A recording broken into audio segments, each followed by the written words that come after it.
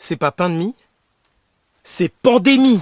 C'est une putain de pandémie. On va tous mourir.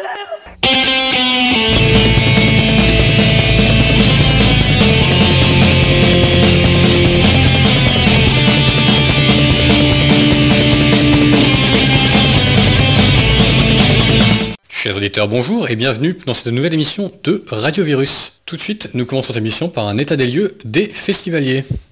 Le 20 juin prochain, le Hellfest n'ouvrira pas ses portes au public.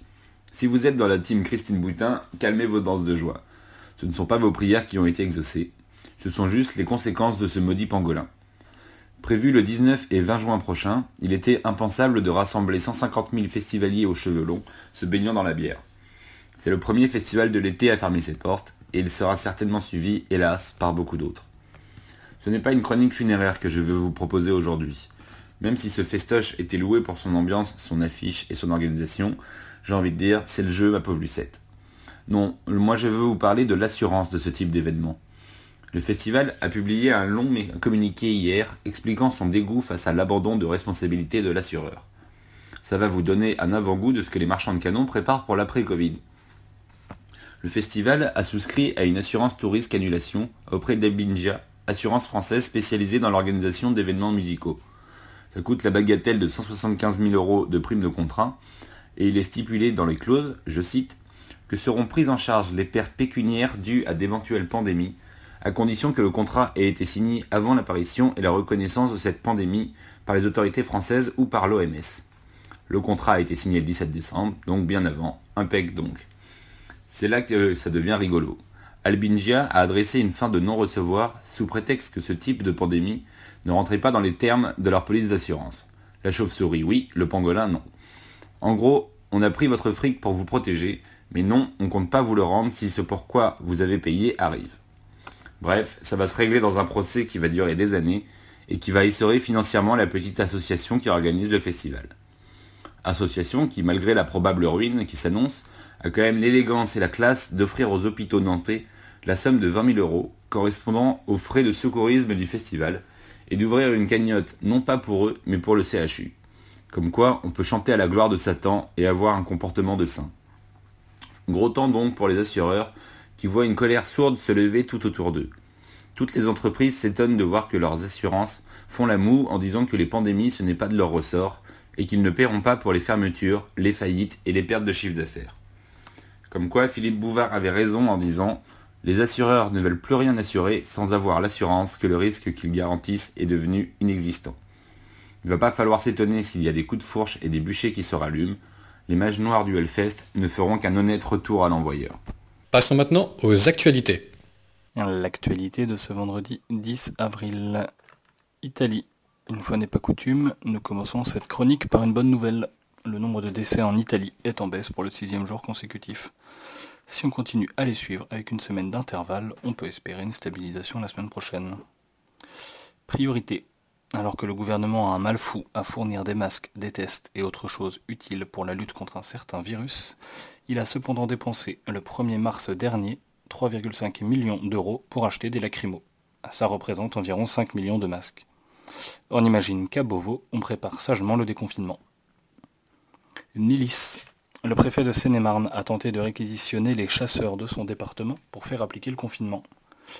Depuis 2 semaines, ceux-ci sont en complément des forces de l'ordre et patrouillent dans les forêts sans trop de lien d'ailleurs avec les gendarmes. On voit mal ce qui qualifie un chasseur plus qu'un autre bonhomme pour faire la police, mais bon.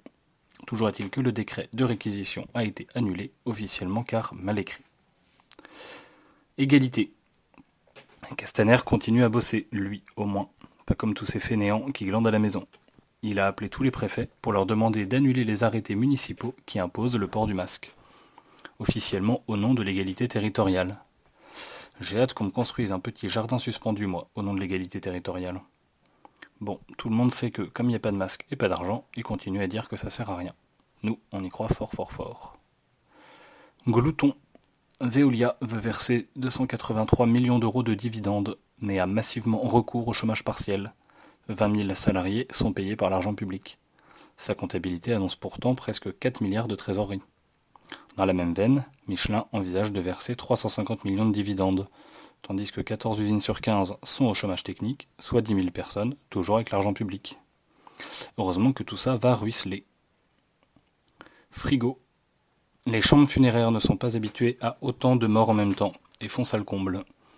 Du coup, un entrepôt de Rungis a été transformé en morgue provisoire pour accueillir les cercueils. Seul problème, le passage d'un cercueil est facturé 159 € aux familles, sans parler des jours en plus et de la possibilité de venir voir le défunt. La mort, un vrai business. Enfin, après ça, interdit de se moquer de la Chine qui fait payer les frais d'exécution à la famille. Après, ce sera comme avant, en pire. Si on fait rien, les coupes budgétaires sont toujours dans les tuyaux. Le directeur de la Banque de France s'alarme du niveau de dette et de déficit engendré par la crise actuelle et préconise de réduire encore le service public. Quand on vous dit qu'ils sont cons. Alors on lâche un peu Netflix, on écoute Radio Virus, on bouquine et on se tient prêt, formé et informé. C'est tout pour aujourd'hui, à demain pour une nouvelle chronique d'actu. Poursuivons avec notre premier point politique. Une quarantaine intelligente basée sur les données de géolocalisation des portables et des cartes bancaires. Alors que le nombre de personnes contaminées s'élevait à près de 4200 ce samedi matin, soit la hausse la plus importante de ces 7 derniers jours, et que 56 sont décédés des suites du Covid-19, le projet dit de quarantaine intelligente sera étendu à Prague et à la région de Moravie du Nord en début de semaine prochaine. C'est ce qu'a annoncé Roman Primula, vice-ministre de la Santé chargé de la gestion du projet. Celui-ci a déjà été testé en Moravie du Sud tout au long de la semaine écoulée. Grâce aux données de géolocalisation des téléphones portables et des cartes bancaires, ce système informatique permet de retracer les contacts qu'ont eu les personnes testées positives afin d'enrayer la propagation du nouveau coronavirus. Si tout se passe comme prévu, ce système développé par un groupe d'experts en informatique, Covid-19 CZ, sera utilisé dans l'ensemble du pays après les fêtes de Pâques. Covid-19, une société américaine proche de la CIA, négocie la vente de ses services à la France. La société Palantir, qui a par le passé coopéré avec la CIA, négocie la vente de ses services à plusieurs pays européens confrontés à la pandémie du nouveau coronavirus, affirme Bloomberg. La société d'analyse de données Palantir Technologies mène actuellement des négociations avec la France, l'Allemagne, l'Autriche et la Suisse en vue de leur fournir son logiciel qui faciliterait la lutte contre la pandémie du Covid-19, rapporte l'agence Bloomberg qui cite une source proche du dossier. Le groupe Palantir, qui a par le passé prêté ses services à la CIA, affirme que ces technologies permettent de tracer et d'analyser la propagation du virus, ainsi que d'aider les hôpitaux à prévoir les pénuries de matériel médical. La compagnie promet également d'épauler ses futurs clients à planifier les mesures de sortie de la quarantaine à l'échelle nationale. Pour le moment, Palantir a déjà signé un accord avec les autorités dans l'End allemand et espère arriver à une entente au niveau fédéral. Mais les négociations sont actuellement dans l'impasse, constate la source. Contacté par l'agence, un porte-parole de la société n'a pas souhaité faire de commentaires. En France, des représentants de Palantir sont en discussion avec les autorités sanitaires de Paris, affirme Bloomberg. Si ces négociations aboutissent, la collaboration pourrait être étendue au niveau national, indique une autre source proche de la situation. L'agence rappelle qu'en 2016, Palantir avait déjà signé avec le gouvernement français un accord pour la livraison de ces technologies au service de renseignement intérieur après les attaques terroristes survenues en 2015. À l'heure actuelle, Palantir emploie près de 800 personnes sur le continent européen et a des contrats avec une trentaine de gouvernements. Retrouvons la chronique cinéma du jour.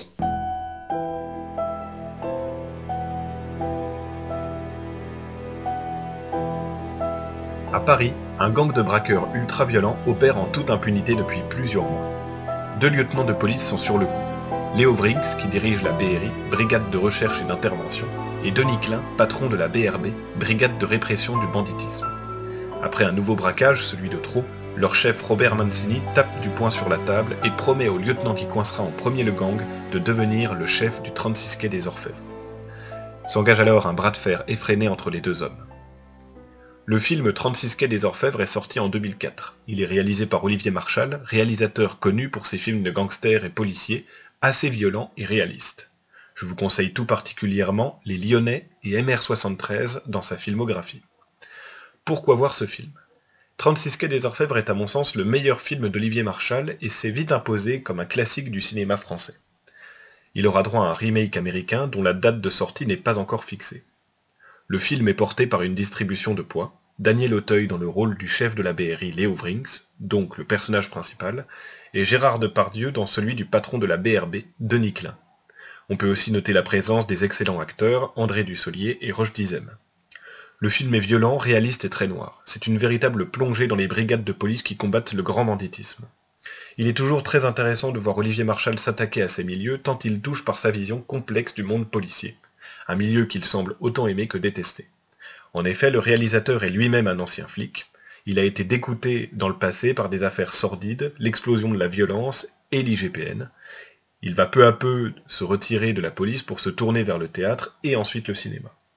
Son expérience dans la police lui donne de la crédibilité dans ses différents rôles en tant qu'acteur et aussi en tant que réalisateur. Les dialogues sont assez crus, donnant parfois lieu à des répliques complètement cultes. Depardieu est juste grandiose dans son rôle de flic salaud, prêt à tout pour avoir sa place de chef du 36 quai des Orfèvres. Et Daniel Auteuil est touchant, très crédible dans son rôle de flic qui veut bien faire son boulot et torturé par certains de ses choix. 36 quai des Orfèvres est un film simple, efficace et surtout froid. En fait, c'est un peu à l'image de la police que Marchal a connue. Un milieu violent où on ne cherche pas à faire de longs dialogues pour s'expliquer. Généralement, un flingue ou un possible retour devant le tribunal suffisent pour délier les langues. C'est tout l'univers du milieu policier qu'on voit ou découvre dans ce film. Tous les profils du film policier sont exploités. Le flic prêt à tout pour son grade, le bon flic qui essaie tant bien que mal de faire son métier dans le respect du droit, le gangster animé par la vengeance, les braqueurs violents, les flics pourris, exemplaires, etc. Tous ces personnages donnent une richesse au scénario et cassent la vision manichéenne qu'on peut avoir dans un film policier. Personne n'est réellement un héros. 36 quai des Orfèvres est un film culte des années 2000. Un bon film français de plus à regarder. Poursuivons en musique. On les connaît principalement pour leurs sketchs. Ces génies de l'humour qui nous ont offert des citations que l'on connaît tous. Exemple, si je vous dis « Je suis Robespierre » ou « Stéphanie de Monaco » ou encore « Isabella les yeux bleus ». Vous les aurez reconnus, ce sont les inconnus. Sinon, je ne peux rien pour vous, et vous invite à les regarder et laisser tomber Hanouna. Ce groupe, créé en 1984, nous a offert de superbes sketchs, mais aussi de très belles musiques, surtout des parodies. Ils ont, en tout et pour tout, écrit 24 chansons, ce qui suffirait à faire au moins 2 albums. De plus, on les retrouve sur Deezer. Si ça ne suffit pas à en faire des chanteurs, alors... Aujourd'hui, je vous propose Vice Versa, c'est ma préférée. Le son et le clip font de cette musique une superbe parodie du pop-rock. On y retrouve Indochine, basique. Le style musical de Vice Versa est très proche de Punishment Park. Mais aussi une inspiration de Je m'envole, du groupe Les Charts. Le chanteur, le jeune Calogero, à l'époque avait les cheveux longs et bouclés, comme Didier Bourdon dans ce clip. Sans oublier du Stéphane Eicher, lui aussi aux cheveux longs et bouclés, au sommet de sa popularité en 1991. Le passage où Didier Bourdon se roule dans l'herbe est manifestement une référence au clip Combien de temps du dit Stéphane Eicher.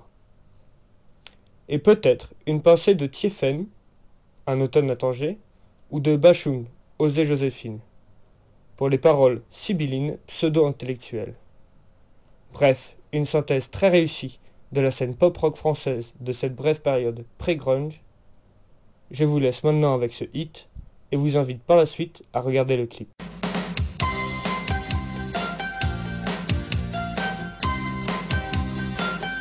L'hémorragie de tes désirs s'est éclipsée sous l'azur bleu dérisoire du temps qui se passe, contre duquel on ne peut rien. Être ou ne pas être, telle est la question sinusoïdale de l'anachorète, hypocondriaque. Mais tu dis que le bonheur est irréductible, et je dis, et il dit que ton espoir n'est pas si désespéré, à condition d'analyser que l'absolu ne doit pas être annihilé par l'illusoire précarité de nos amours destitués, et vice versa. Et vice versa.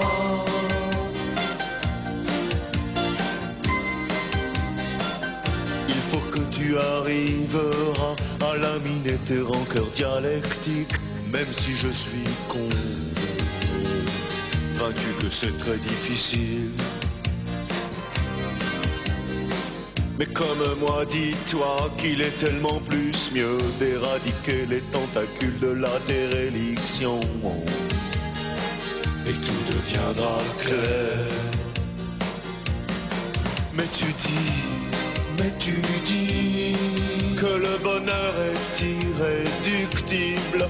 Et je dis, et il dit que ton espoir n'est pas si désespéré, à condition d'analyser que l'absolu ne doit pas être annihilé par l'illusoire précarité de nos amours destitués. Et vice versa. Et vice versa.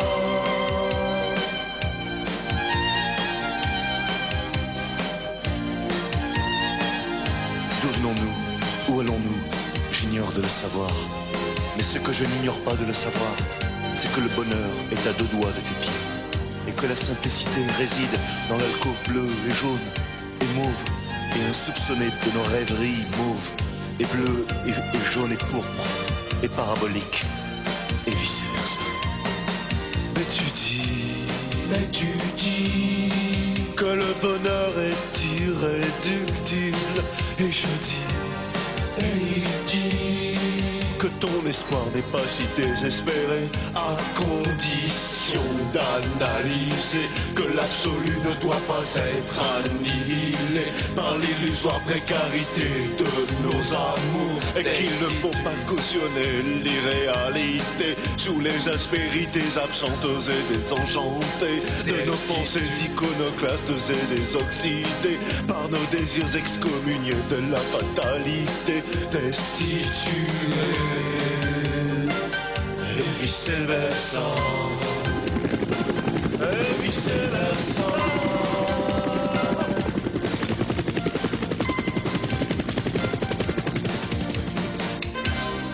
Et vice versa. Nous enchaînons avec notre deuxième point politique. Quiconque a un peu traîné dans des groupes militants connaît la figure que je vais décrire. C'est ce super camarade que l'on connaît depuis plusieurs années et qui un jour rencontre une nana. Il est un peu moins présent, puis il se marie, et est encore moins présent. Finalement, il a des enfants et ne donne plus signe de vie. Des mois plus tard, il pointe le bout de son nez à une soirée entre camarades et se prend une remarque sur son absentéisme. Il raconte sa nouvelle vie, entre problèmes de boulot et vie de famille, dit qu'il n'a plus le temps pour ses trucs de gamin, et finit par lâcher la punchline de l'espace: « M'occuper de ma famille, c'est ma nouvelle façon de militer ». Étymologiquement, militer signifie en latin être soldat. Or, pas plus qu'on ne fait la révolution avec des manifs pour tous remplis de poussettes, on est un soldat efficace en s'occupant d'une pouponnière. Navré pour ceux qui voulaient avoir la conscience tranquille avec ce confortable alibi, mais non, et c'est un père de famille qui vous parle. Gérer son couple et faire des enfants, ce n'est pas du militantisme. Entendons-nous bien. Il ne s'agit pas d'interdire aux militants de se marier et de fonder un foyer, tout le contraire. Notre vision du monde englobe l'humanité dans tous les âges de la vie, et fonder un foyer est une étape naturelle de l'accomplissement de l'homme. Plus encore, en cette époque où notre identité est prise entre l'enclume du libéralisme et le marteau du grand remplacement, chaque foyer dans lequel nos idées et nos valeurs sont transmises est une base arrière dont nous ne pouvons nous passer. Mais si vous cessez de militer, pour ne faire que transmettre à vos enfants, afin que plus tard, ils cessent également de militer, pour transmettre leur, etc., etc., cela ne peut déboucher sur rien d'autre que, au mieux, le maintien de nos effectifs.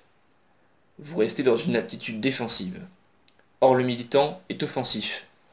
Il porte la bonne parole là où elle n'a jamais été entendue et mène des actions contre son ennemi. Il ne s'agit évidemment pas d'exiger du militant père de famille la même chose de lui que lorsqu'il ne l'était pas. Pour les actions se déroulant à 3 heures du mat, et en pleine semaine, où les manifs ultra chaudes où la gave est presque garantie, c'est pas évident. Il lui revient alors de s'investir dans d'autres tâches, afin de soulager ses camarades, ou d'ouvrir de nouveaux fronts. Animer une radio, organiser des conférences ou un week-end de cohésion, coacher un nouveau militant, ou encore creuser un nouveau thème politique, sont des activités sans risque et qui peuvent se glisser dans l'agenda surchargé d'un père de famille. C'est moins gratifiant, on n'a pas sa dose d'adrénaline, mais c'est utile. Surtout, Cela vous permet de rester un membre actif du groupe, d'avoir conscience d'appartenir à quelque chose de plus grand que vous, et ça n'a pas de prix. Enfin, la présence de militants pères de famille apporte de nombreux effets bénéfiques au groupe. Avoir des enfants est le meilleur moyen d'être confronté directement aux difficultés que nous impose la société libérale. Coût de la vie, raquette de l'immobilier, pression professionnelle, choix des écoles, programmes scolaires délirants, la racaille, etc. En ne rompant pas le lien avec la communauté militante, le camarade devenu père peut témoigner de la justesse de la formation qu'il a reçue par rapport aux difficultés qu'il rencontre, ou, au contraire, des corrections à apporter ou des nouveaux thèmes à aborder. En continuant à militer, il devient un exemple pour les plus jeunes. Si lui trouve du temps et continue à y croire, ils n'ont pas d'excuse pour ne pas en faire toujours plus. De plus, ils peuvent voir dans son exemple une perspective à long terme. Le militantisme n'est pas un délire étudiant, mais un engagement total et sérieux. Nos anciens partaient au combat en laissant, le cœur serré, femmes et enfants derrière eux.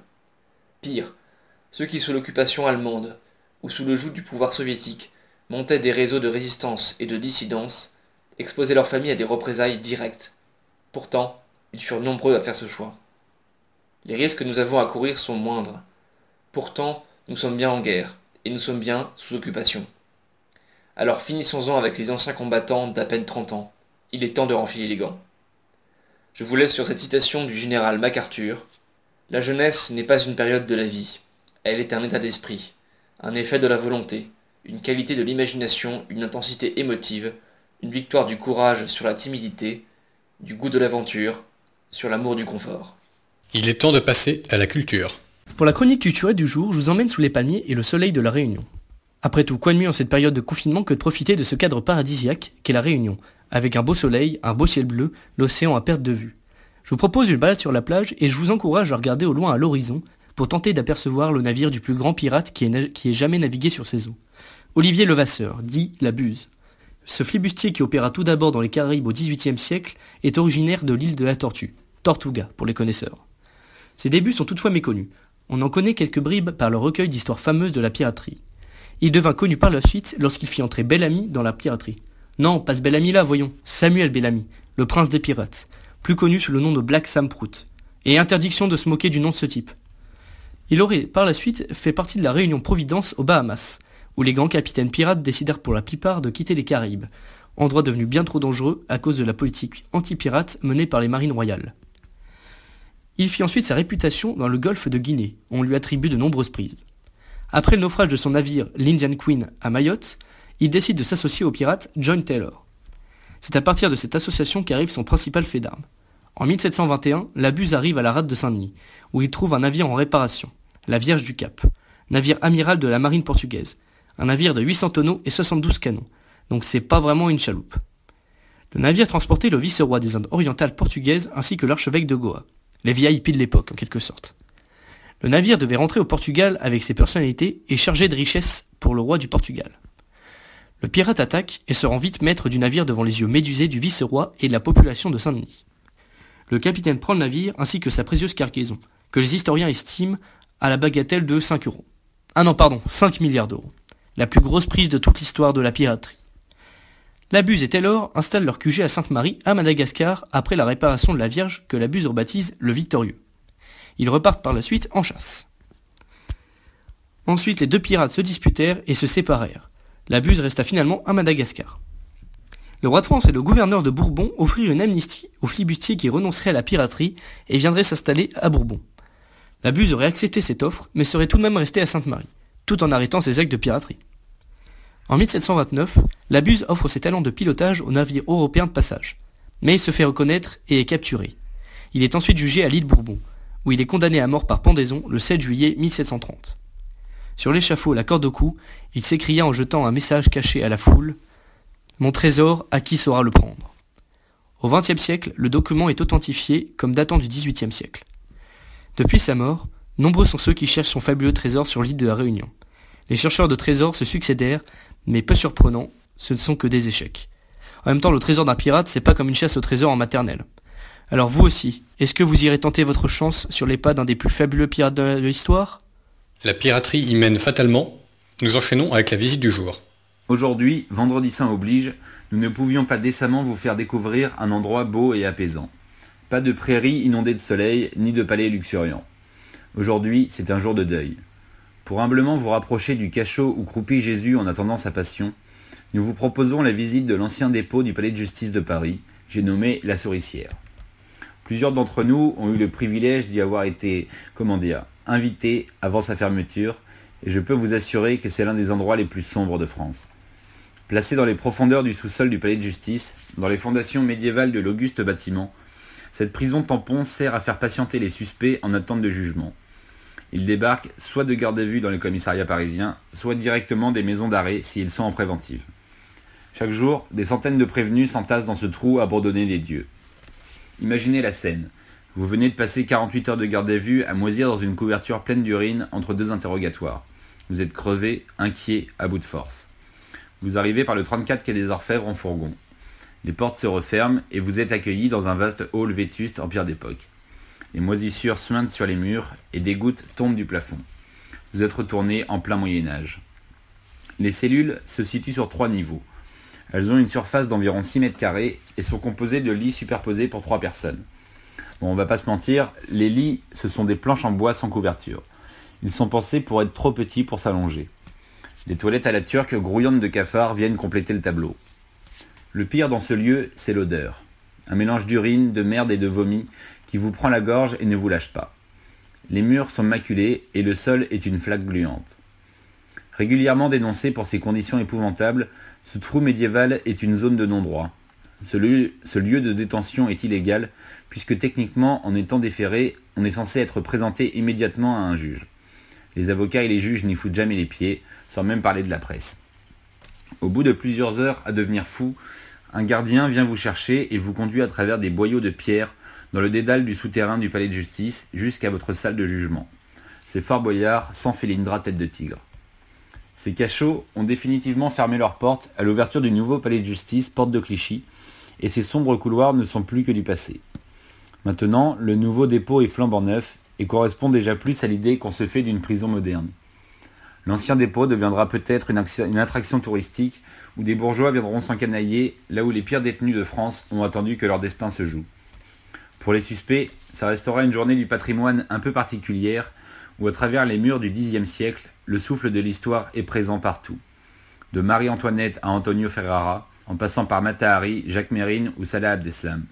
Du simple manifestant au plus grand braqueur de fourgon, tous sont passés dans ces couloirs et ont rêvé de liberté en lisant les graffitis sur les murs de cette prison, l'une des pires d'Europe.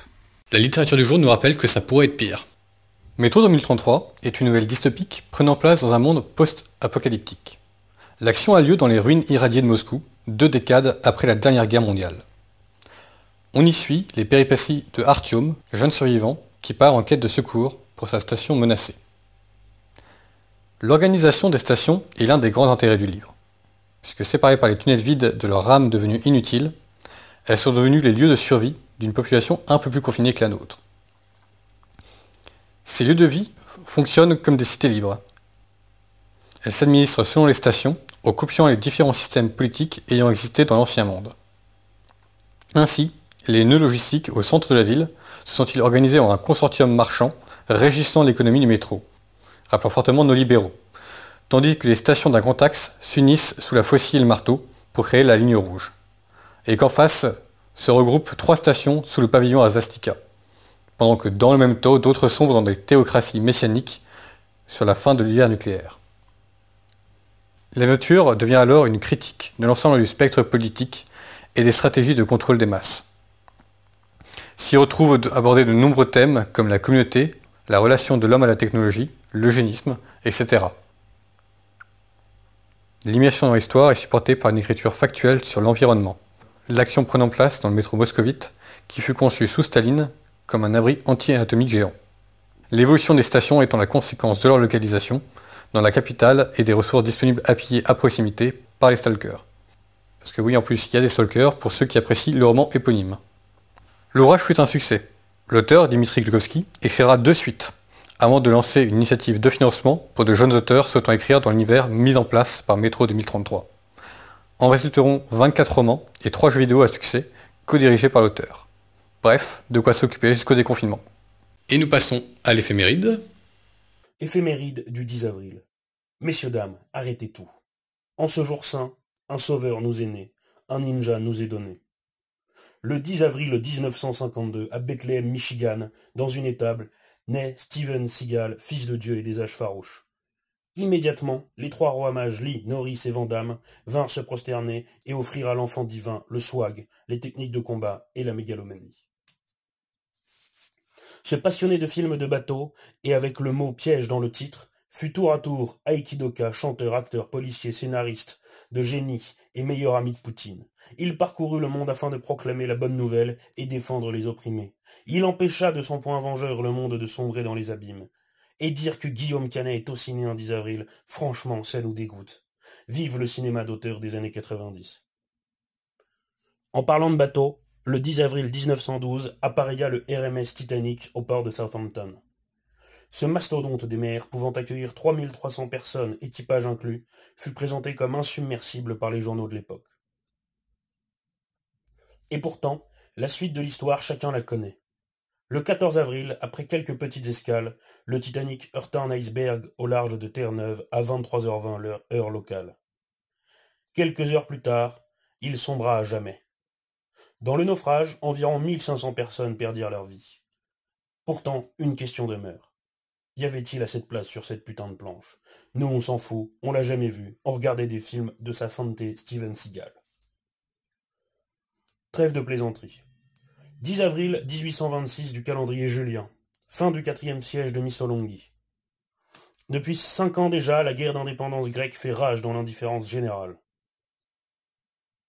De par sa situation qui lui confère la mainmise sur le golfe de Corinthe, Missolonghi est une place éminemment stratégique que l'Empire ottoman tente de conquérir depuis le début des affrontements.